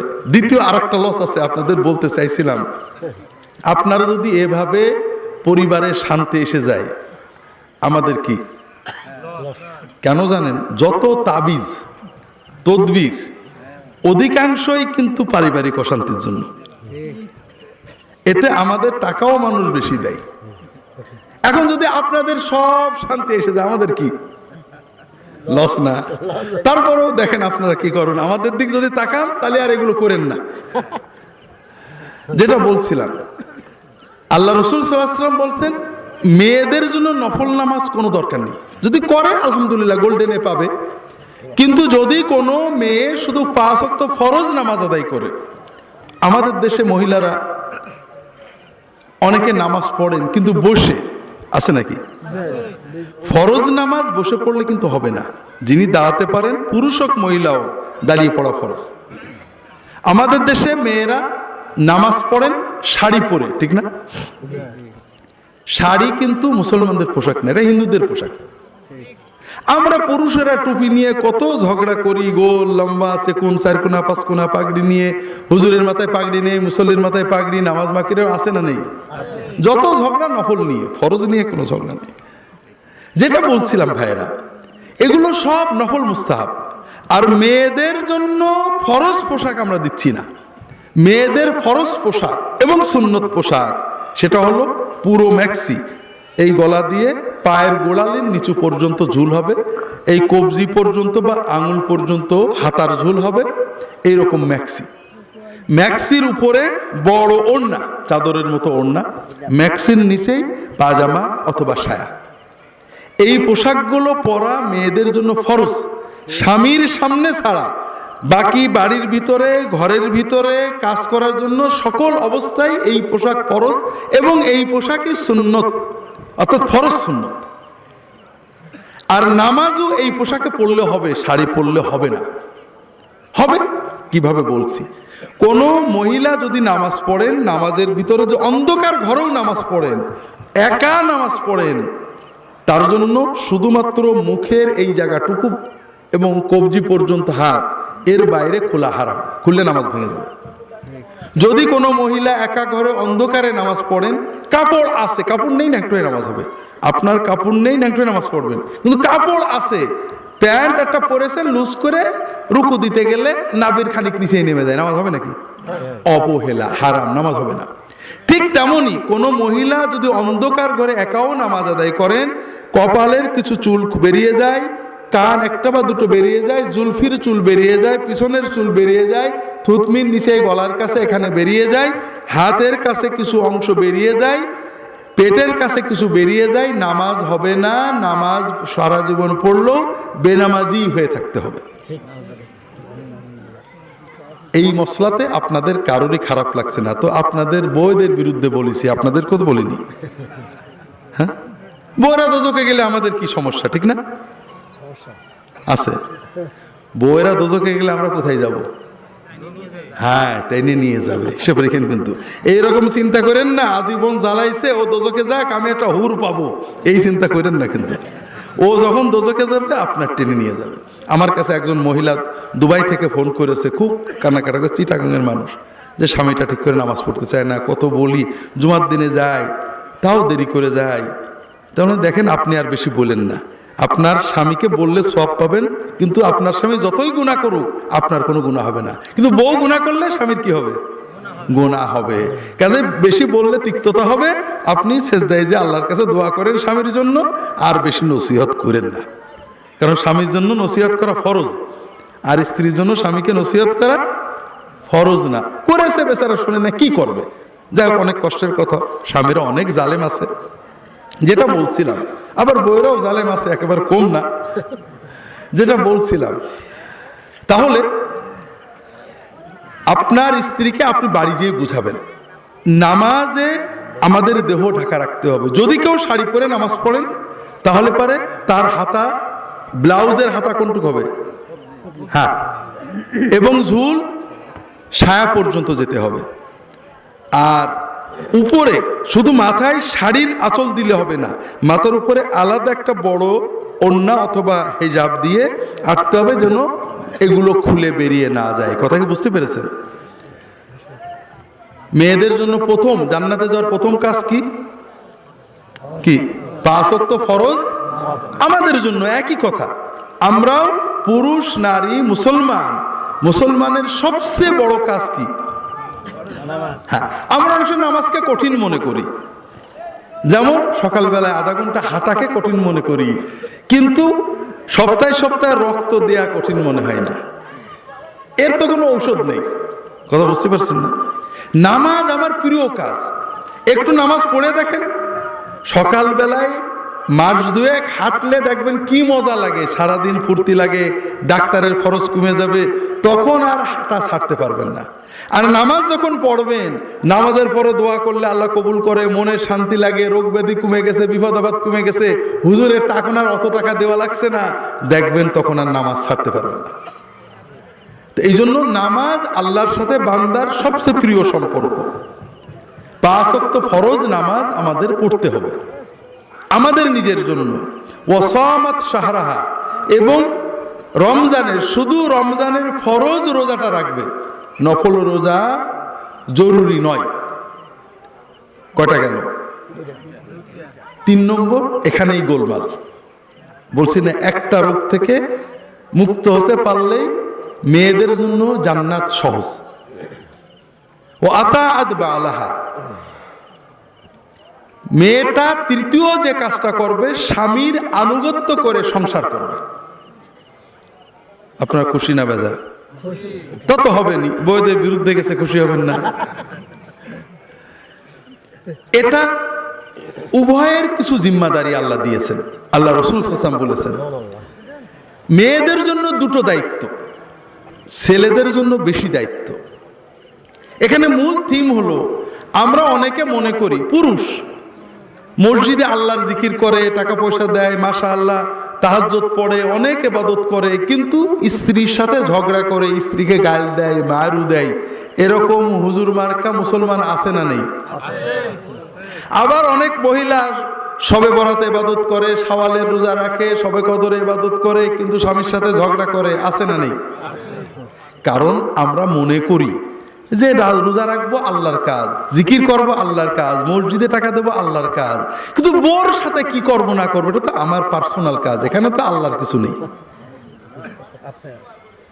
বউ মনে করে যে ফকির খাওয়াবো আল্লাহর কাজ, তাসবিহ তাহলিল করবো আল্লাহর কাজ, শবে বরাত করবো আল্লাহর কাজ, স্বামীর সাথে কি করি না করি তো আমার কাজ, এখানে তো আল্লাহর কিছু নেই। কিন্তু আল্লাহ রাসূল সাল্লাল্লাহু আলাইহি ওয়াসাল্লাম কি বলেছেন? সংক্ষেপ যেটা বলেছে সেটা হলো এই, যে একজন মহিলার জন্য শবে বরাত করা, শবে কদর করা, শাওয়ালের রোজা রাখার চেয়ে স্বামীর জন্য কষ্ট করা, স্বামীর সাথে হাসি মশকরা করা, স্বামীকে সময় দেওয়া অনেক বেশি সওয়াব এবং বরকতের কাজ। একজন পুরুষের জন্য তাহাজ্জুদ পড়া, মসজিদে জিকির ওজিফা করার মতো বা তার চেয়ে অনেক বেশি সওয়াবের কাজ হলো স্ত্রী রাগ করলে রাগ সহ্য করে স্ত্রীকে গাল না দেওয়া, স্ত্রীর সাথে ভালো আচরণ করা। আপনি মসজিদে টাকা দিলে যে সওয়াব পাবেন, স্ত্রীর জন্য আইসক্রিম কিনে আনলে তার চেয়ে বেশি সওয়াব পাবেন। আমি বানিয়ে বলছি না, আমি সহিহ হাদিসের আলোকেই বলছি। কিন্তু সমস্যা থেকে গেল, হুজুরের টাকার কথা বললে, মসজিদের টাকার কথা বললে আমাদের কিছু ভাগ হয়, কিন্তু আপনার বউয়ের আইসক্রিম কেনার কথা বললে আমার তো ভাগ দেবেন না। কিন্তু রাসূলুল্লাহ সাল্লাল্লাহু আলাইহি ওয়াসাল্লাম হাদিসে আসছে, তুমি 1 টাকা আল্লাহর রাস্তায় ব্যয় করবে, 1 টাকা গরিব মিসকিনের দেবে, 1 টাকা ফ্যামিলির জন্য ব্যয় করবে, বেশি সওয়াব পাবে যেটা ফ্যামিলির জন্য ব্যয় করবে। তা আমরা আল্লাহর দ্বীনকে বুঝতে পারিনি। স্ত্রীর প্রতি দায়িত্ব দুটো। 1 নম্বর হলো যে সেবা স্বামী স্ত্রী ছাড়া আর কারোর থেকে নিতে পারেন না, শরীয়ত বৈধ করে না, এই রকম সেবা স্বামীর দরকার হলে স্ত্রী তা করবেন। স্বামীর আনুগত্য করা এক্ষেত্রে ওয়াজিব। যদি ওজর ছাড়া স্বামীর কথা না শোনেন, আল্লাহর ফেরেশতারা লানত করবে। কথা কি বুঝতে পারছেন? দ্বিতীয় হলো বাড়ি থেকে বের হতে গেলে স্বামীর অনুমতি লাগবে। বাকি রান্না করা, বাচ্চা কাচ্চা দুধ খাওয়ানো, প্যাম্পার পরানো, সেবা করার, ঝাড় দেওয়া, গরু ছাগল সরানো, এসব ক্ষেত্রে স্বামীর সংসারে সহযোগিতা করলে স্ত্রী সওয়াব পাবেন। স্ত্রী যদি আপত্তি করেন, স্বামীর উপরে ওয়াজিব দায়িত্ব হলো স্ত্রীকে সহায়তা করা। কেউ সুবহানাল্লাহ বলেনি, কারণ সবার বিরুদ্ধে গেছে, কিন্তু আসলে পক্ষে গেছে, আমাদের বিরুদ্ধে গেছে। কয়েক মাস আমল করে দেখেন, বুঝতে পারবেন। তখন আর আমাদেরকে দোয়ার জন্য যাওয়া লাগবে না, হাদিয়াও দেওয়া লাগবে না, নিজের বাড়িতেই মনে হবে জান্নাত। যেটা বলছিলাম, স্ত্রীর জন্য আরেকটা দায়িত্ব আছে, স্বামীর দায়িত্বটা পরে বলছি, সেটা হলো কৃতজ্ঞতা। সেটা কি? এই জায়গায় স্ত্রীরা ঠগে। আল্লাহ রাসূল সাল্লাল্লাহু আলাইহি ওয়াসাল্লাম বলছেন, মহিলারা দোজখে যাবে অধিকাংশ ক্ষেত্রে শুধুমাত্র অকৃতজ্ঞতার কারণে। সেটা কি? কারোর স্বামী 16 আনা আদায় করতে পারে না, কারোর বউই 16 আনা আদায় করতে পারে না। এটা মানবীয় প্রকৃতি। আল্লাহ আমাদের এত দিয়েও 16 আনা আমরা খুশি হই না, ঠিক না? খালি মনে হয় আল্লাহ আমার কম দেশে, ওর বেশি দেশে, ঠিক না? কিন্তু মেয়েরা ইমোশনের কারণে অনেক সময় বলে ফেলেন, প্রায় বলে ফেলেন, একটা অন্যায় হলে জীবনে তোমার কাছে কোনো শান্তি পেলাম না, এরকম আছে না? আল্লাহ রাসূল নিজে বলেছেন যে এই কথাটা না বন্ধ করলে মেয়েদের দোজখে যাওয়া লাগবে। কারণ প্রতিটি স্বামী স্ত্রীর জন্য কাজ করেন, কষ্ট করেন। কারোর স্বামী যদি মারা যায়, ওই স্ত্রীর সামাজিক পারিবারিক সম্মান বাড়ে না কমে? কমে না? অনেক কমে যায়। আমাদের এক বন্ধু বলছেন যে ভাই, আপনার ভাবি খুব কষ্ট দেয়, খুব জুলুম করে, কি করি ভাই বলেন তো? তা আমরা বললাম, খুব সিম্পল কথা, অন্তত 1 মাসের জন্য গুম হয়ে যাও, যেন কেউ জানতে না পারে, সবাই জানে যে তোমার শেষ, খুন, মরে গেছে। এই 1 মাসের ভিতরে ভাবি বুঝে ফেলবে যে স্বামী কি জিনিস। এরপরে যখন পাবে, দেখবা আগের মতো আর খারাপ আচরণ করবে না। ওই বন্ধু বলছে যে না ভাই, এইরকম গুম হওয়ার তো কোনো সুযোগ নেই। তখন আমরা বললাম যে যদি গুম হওয়ার সুযোগ না থাকে, তাহলে একটু কষ্ট করে ভাবির অত্যাচার সহ্য করো, ইনশাআল্লাহ সওয়াব পাবে। কথা কি বুঝতে পেরেছেন? যেটা বলছিলাম, স্বামী স্ত্রীর জন্য কষ্ট করেন। যদি স্বামীর কোনো ভুল হয়, বলা যাবে যে তোমার অনেক ভালো পেয়েছি, এইটা খারাপ, এটাতে কোনো দোষ নেই। কিন্তু স্বামীর ভুলগুলোই মনে রাখলাম, ত্রুটিগুলো মনে রাখলাম, তার কষ্ট, খেদমত, পরিশ্রম, ভালোবাসা, সহায়তা, এগুলো মনে রাখলাম না, এটা ভয়ঙ্কর পাপ। আল্লাহ রাসূল সাল্লাল্লাহু আলাইহি ওয়াসাল্লাম বলছেন, লা ইয়ানজুরুল্লাহু ইলা ইমরাআতিন লা তাশকুরু লিজাওজিহা ওয়া হিয়া লা তাস্তাগনি আনহা। যে মহিলা স্বামীর খেদমত ছাড়া চলে না, তার স্বামীর সহায়তা তার প্রয়োজন, কিন্তু স্বামীর প্রতি তার কোনো কৃতজ্ঞতার অনুভূতি নেই, ওই মহিলার দিকে আল্লাহ তাআলা দৃষ্টিপাত করেন না, তাকানি না। আল্লাহ যদি আপনার দিকে না তাকান, তাহলে আপনার শবে বরাতেই কি লাভ আর শবে কদরেই কি লাভ? কথা কি বুঝতে পারছেন? এটা হলো স্ত্রীদের দায়িত্ব। স্বামীর দায়িত্ব, স্বামীর দায়িত্ব বলার আগে একটা হাদিস বলি। আয়েশা রাদিয়াল্লাহু তাআলা আনহার কাছে এসে সাহাবায়ে কেরাম জিজ্ঞেস করছেন, ইয়া উম্মাল মুমিনিন, রাসূলুল্লাহ সাল্লাল্লাহু আলাইহি ওয়াসাল্লাম যখন বাড়িতে থাকতেন তখন তিনি কি করতেন? আয়েশা বলেন, কানা ইয়াকুনু ফি খিদমাতি আহলিহি ফি মিহনাতি আহলিহি কানা ইয়াখদুমু নাফসাহু। রাসূলুল্লাহ সাল্লাল্লাহু আলাইহি ওয়াসাল্লাম যখন বাড়িতে থাকতেন তখন তিনি খেদমত করতেন। কার কার খেদমত করতেন? আস্তে আস্তে কোন আপনাদের স্ত্রীরা কিন্তু আশেপাশে আছে, শুনে ফেললে সমস্যা হয়ে যাবে। আমার স্ত্রী আশেপাশে নেই, কাজে আমার সমস্যা নেই। রাসূলুল্লাহ সাল্লাল্লাহু আলাইহি ওয়াসাল্লাম বাড়িতে থাকলে কার খেদমত করতেন? কানা ইয়াকুনু ফি খিদমাতি আহলিহি, তার পরিবারের স্ত্রীর খেদমতে থাকতেন। ফি মেহনাতি আহলিহি, তার স্ত্রীর কর্মে সহায়তা করতেন, নিজের কাজটা নিজে করতেন, নিজের কাপড় নিজে ধুইতেন, নিজের জুতা নিজে সেলাই করতেন, নিজের স্ত্রীর কাজে সহায়তা করতেন, স্ত্রীকে সময় দিতেন, স্ত্রীর সাথে একসাথে খেতেন, স্ত্রীকে গালে তুলে খাইয়ে দিতেন। এটা হলো রাসূলুল্লাহ সাল্লাল্লাহু আলাইহি ওয়াসাল্লামের সুন্নাত। তাহলে আপনার প্রথম দায়িত্ব, আপনি ভালো আচরণ করবেন। মহিলারা ইমোশন বেশি, আর ইমোশনের কারণেই তারা মাতৃত্বের দায়িত্ব পালন করেন। একটা সন্তানের অসুখ হলে মা রাতের পর রাত জাগে, ক্লান্ত হয় না, বাপ্পারে। এই ইমোশনের কারণেই তিনি স্ত্রীরা মাঝে মাঝে খারাপ আচরণ করে, রাগ করে, হয়তো বাজে কথা বলে। রাসূলুল্লাহ সাল্লাল্লাহু আলাইহি ওয়াসাল্লামের স্ত্রীরা তার সাথে ঝগড়া করেছেন, বাজে কথা বলেছেন, অভিমান করে সারাদিন কথা বলেননি, এত বাজে কথা বলেছেন। রাসূলুল্লাহ সাল্লাল্লাহু আলাইহি ওয়াসাল্লাম মনের কষ্টে 1 মাস ঘরে আসেননি, মসজিদে পড়ে থেকেছেন।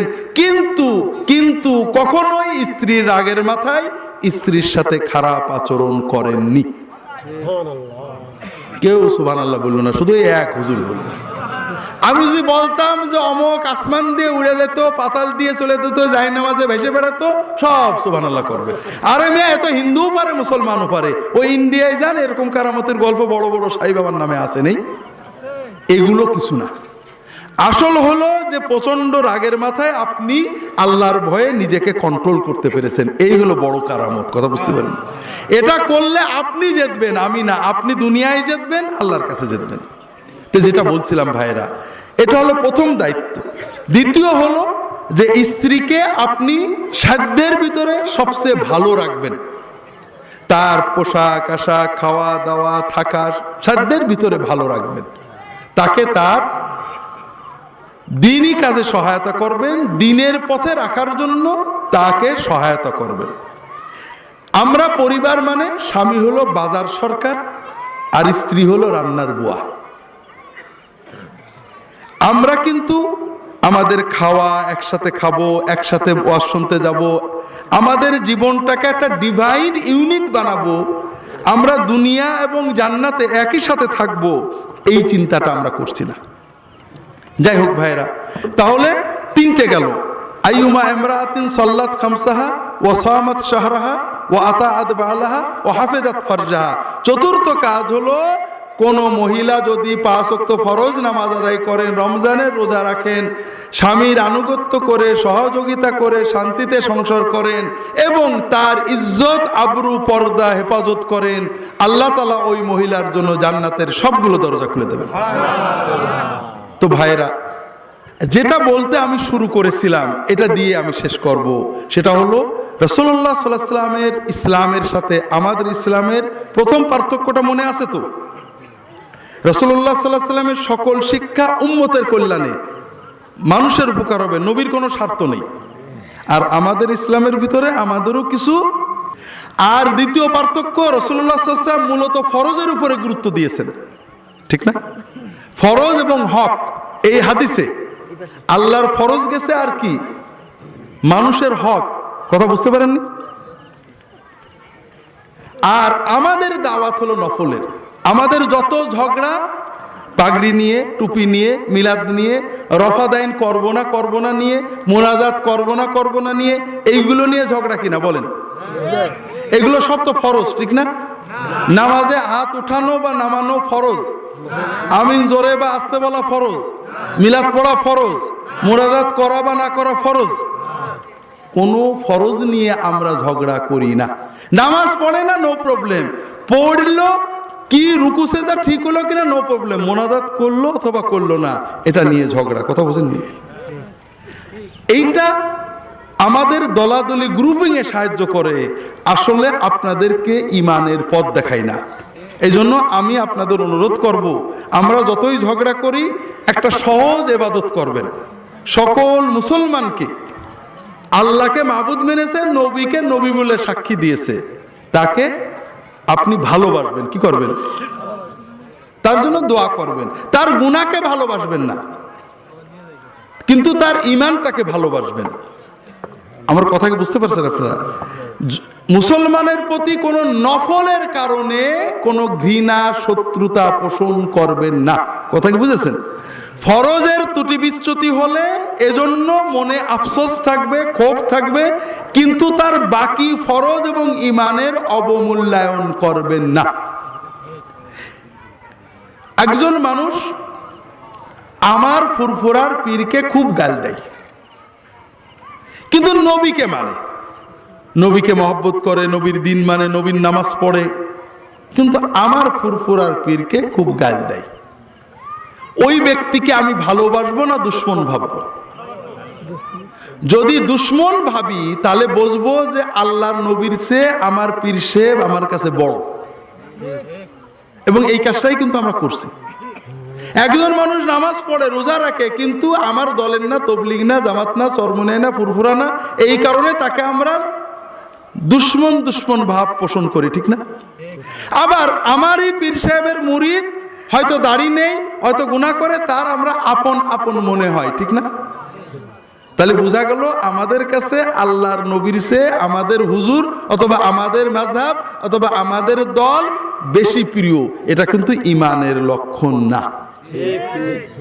এই জন্য আল্লাহ রাসূল সাল্লাল্লাহু আলাইহি ওয়াসাল্লাম বলছেন, যখন আমাদের ভালোবাসার মানদণ্ড আল্লাহ এবং তার রাসূল হবে, আর কিছু বাছাই করব না।